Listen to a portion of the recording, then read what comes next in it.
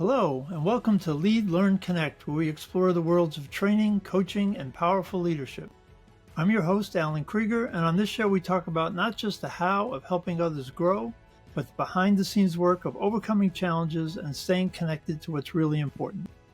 My guest today is Marc Korn, who has 20 years of experience in learning and development in the broadcast industry.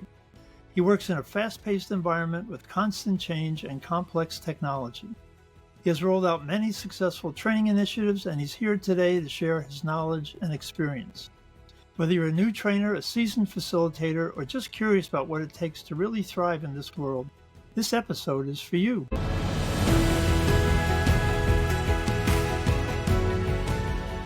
Welcome, Marc. Hi, Alan. Thanks for having me. Yeah, my pleasure. I'm glad you're on. So you've had many years of experience, and one of the things we talked about earlier was that one of the challenges for many trainers is working with subject matter experts who are really skilled. Again, especially in technology areas, they've got lots and lots of information. They don't know how to deliver that in a way that's engaging, and often they don't care. They're not trainers. So what's some advice for a new training manager coming in, let's say coming from the outside, and they're working with subject matter experts who have to do the training? What are some ways to get them on board, get them up to speed? Yeah, I would say, in the fast-paced world that we live in, trainers and training managers are now asked to get training out faster and faster. And in a lot of cases today, or certainly in my case, I've experienced in a 24/7 environment, and that presents a challenge as well. So I think the best way to approach using SMEs as trainers is really to identify the hungry ones, if you will, the ones who have an affinity for improving themselves. So it's not just like someone who's an expert in doing what they do, but someone who's also looking to advance their career. So in many cases, that may be someone who's more junior than some of the more experienced ones. But if you can find, say, someone who's hungry to move up, who has the experience level that you're looking for, and then, what I would recommend is sort of putting out the request of who's interested, because those who raise their hand truly are going to be the ones that are going to be the better trainers. They may not know everything. And I would say that one of the things that we train and any trainer should know is that, I don't know is a completely acceptable answer, right? And I will get back to you on that. So that's one of the key things that we do when we train the trainers. And then I guess that's the other piece of it is once you identify those people who do sort of have the affinity, some of the people skills that you're looking for that, we know good trainers have. And then we've putting together a train the trainer course so that you can help them with the techniques and the skills that they'll need to actually train. Which of the skills and techniques are most challenging for SMEs that you've worked with over the years? Which are maybe the hardest to teach, and how do you teach them? Well, I would say not only SMEs, but even trainers, because I'll speak with experience here. Listening is a hard one, right? And it's not that we don't listen. It's, I guess, hearing what people are saying or how they're saying things, right? And that's something I learned over time was when I hear someone ask a question, I can sort of hear what type of learning style their preference is or in that question is. And I know we're going to get to this, so maybe now is a good time. But as I mentioned to you, Alan, I love assessments. And so I think that using assessments so that you can understand your learner's preferences will then help a trainer know how they need to shift their instruction and also maybe focus their listening as well. Okay, that's a great point about listening for the person's style, for who they are as a person, as well as the information they're asking. And I would think mostly over time, when you work with SMEs, they're typically working with their peers. I mean, they're training junior members doing the same thing. So if they're technical people, probably the audience is more technical too. So, uh, but every now and then there's someone who comes in from left field and the SME is just going on their technical track. So yeah, helping them pick up the cues that maybe this person is not fitting the norm and outside the bell curve, and they have to adapt. Yeah, So go ahead. I would add, I would say that I would recommend also what we find helpful and what I think is something that would be good, that is always good when you're working with SMEs is setting up coaching, to sort of give them that continuous feedback and support that they need, right? Because it's not their day job. So helping someone through when they're actively coaching or actively training, coaching them through some of the challenges and really giving them support that they need to be successful in imparting the knowledge, skills, and abilities that as a training manager or leader you want to impose. So to do that well, you need to be in the room, or someone needs to be in the room, which is also intimidating to the SME. Well, How do you balance that to get feedback on how they were delivering without intimidating them, I especially? think I would recommend just having conversations. I don't know that people need to be in the room. I would recommend just to check in, like, how did things go this week? What challenges did you face? How can I help you? What parts of the instructional design worked or didn't work for you? Right? Because I think I'm always interested in improving content, right? And so uh, that's something I would also recommend is, getting that feedback from your subject matter experts that are doing training, because again, they're not the experts in training, they're experts maybe in the content. So what are the clunky parts of, how things are written? Can we make this better? And then, helping them with the people skills part of it, as much as you can while not being in the room. Because that is, I would agree, is probably too intimidating for both the Yep, learner and the and the trainer. coach. Yeah. Um, and what over the years, again, assuming most of the SMEs are more technical oriented, um, how receptive are they to the people skills? You said, their hand went up, so probably they're a little bit more people oriented, but even so, maybe they just want to try something new and different, and they're all the way through, a technical person. How Yeah, do you get them to buy into listening for styles and adapting and bringing in the people skills and that sort of thing? yeah. I mean, I think the people who respond, in my experience, are, I don't know if ambitious is the right word, but they are looking for growth, right? Whether that's professional or personal. And I think that I would recommend having sort of a sorting process where you have discussions with them to understand what they're looking for to get out of it as well, right? I think it's a two-way street, right? Mm-hmm. And the more that you can have a discussion and keep a continual conversation going with those subject matter experts to help them improve and grow into that role. Because I would say the way that we've approached it in the past is really someone who raises their hand that they want to take the initiative as a subject matter expert to do training is sort of looking to advance in their career, right? And usually, if you're a subject matter expert, you have expertise, especially in the technical world. What they're probably lacking more of is what I refer to as the essential skills. And this is a bridge that we can help them cross to improve on those skills, like communication, like interpersonal skills, like listening. And so I think that, again, it's a two-way relationship, really, that in my experience, and what I would recommend that, training managers out there look for if they're looking to engage SMEs as trainers. Okay. Um, so let's talk about essential skills, the people skills. Uh, you know, in an operational environment, you're 24/7.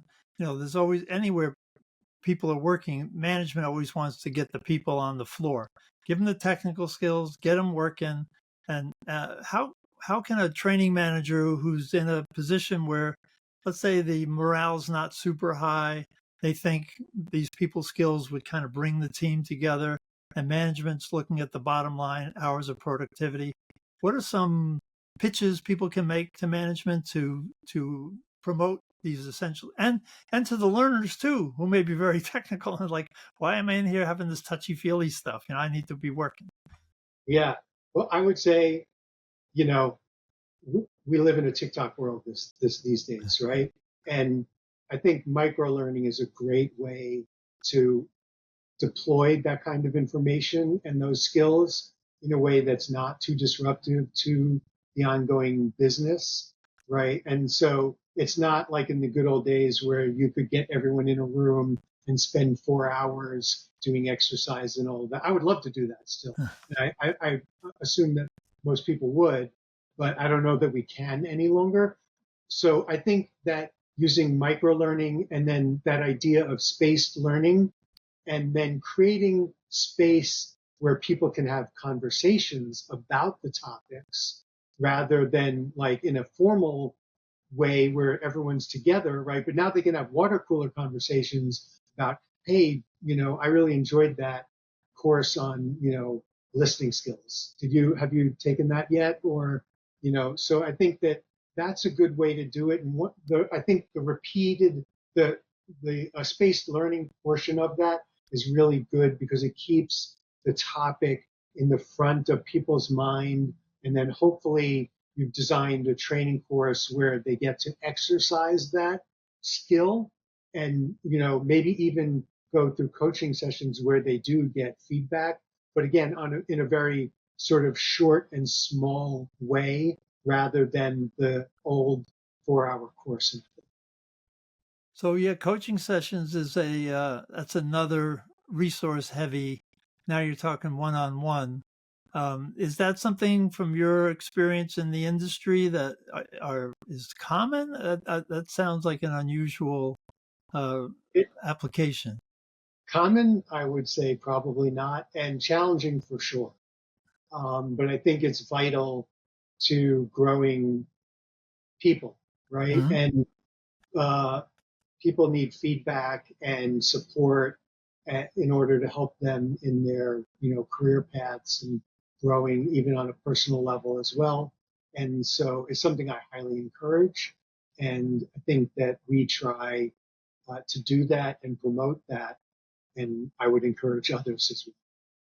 So what are some of the as you're talking, like, yeah, we all us trainers, everybody listening would love to do that. That's what we're all about.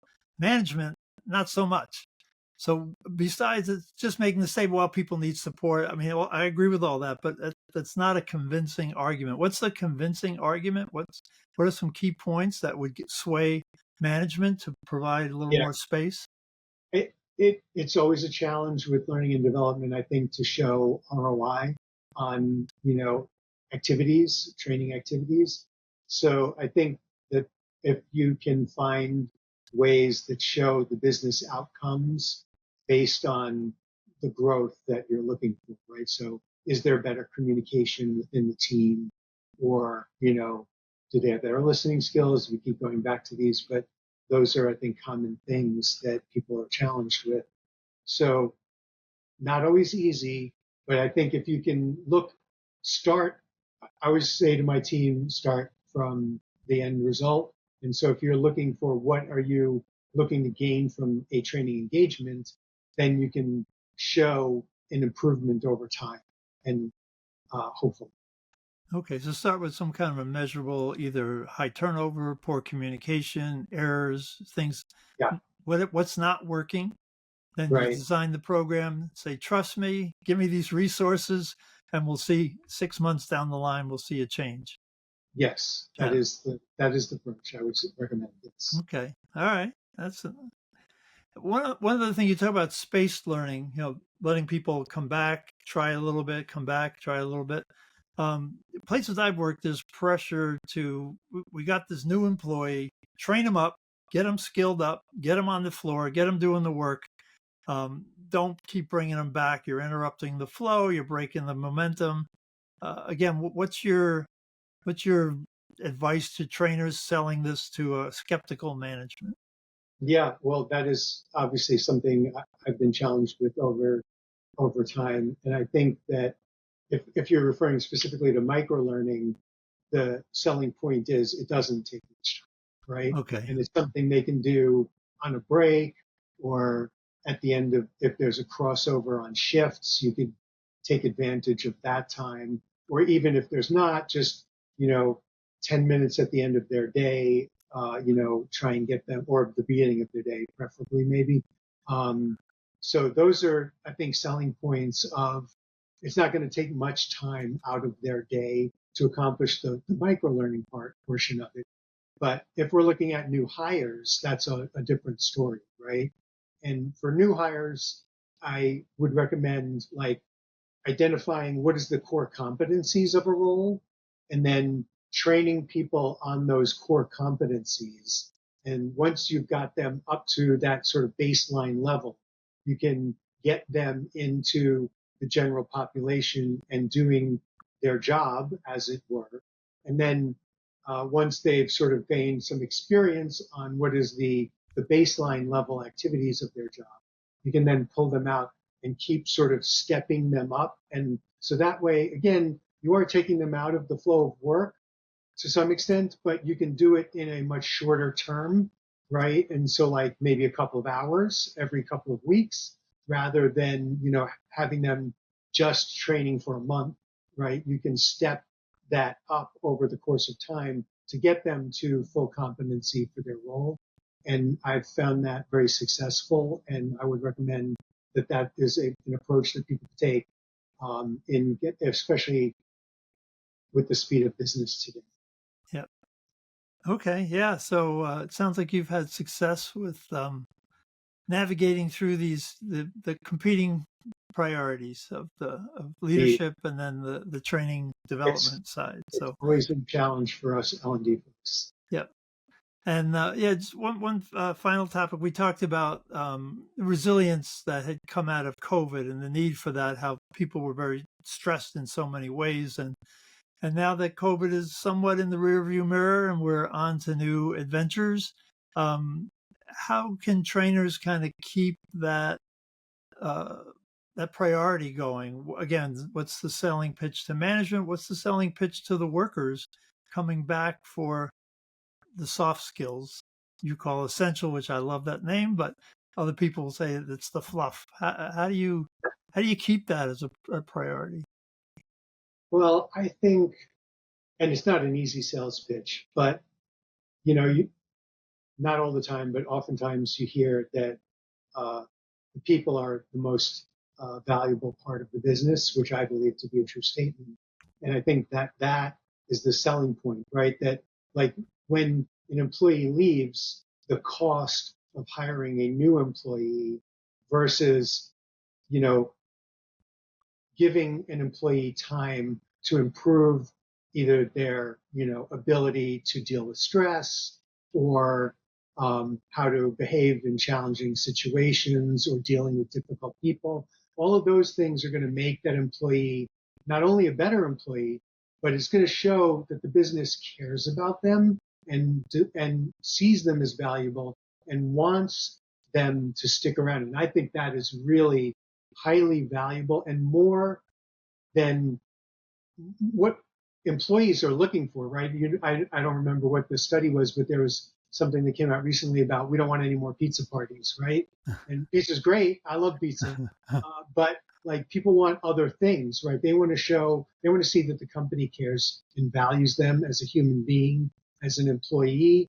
And by including these, and it doesn't have to be big, right? But like these self improvement or people skills improvements that L&D can bring to the table for technical people or, others, even if their job is basically soft skills in the first place, you can still help improve them in anything that a company does to show that they're willing to help their employees improve is going to help them their viewpoint of the company and their bosses specifically. Okay. You've just been a great example of what I call flexing your style. You took my assessment, you had scored as a T, which reflects your work environment, fast paced, quick, get the work done, focus on the task. And yet this whole conversation you've been talking about showing that people care, giving people the interpersonal skills. And so in your heart and your day to day, you just want to get the job done, move forward, but you've been able to speak slowly and share the personal sides. I think it's a great demonstration of the kind of flexing people need to do to be successful.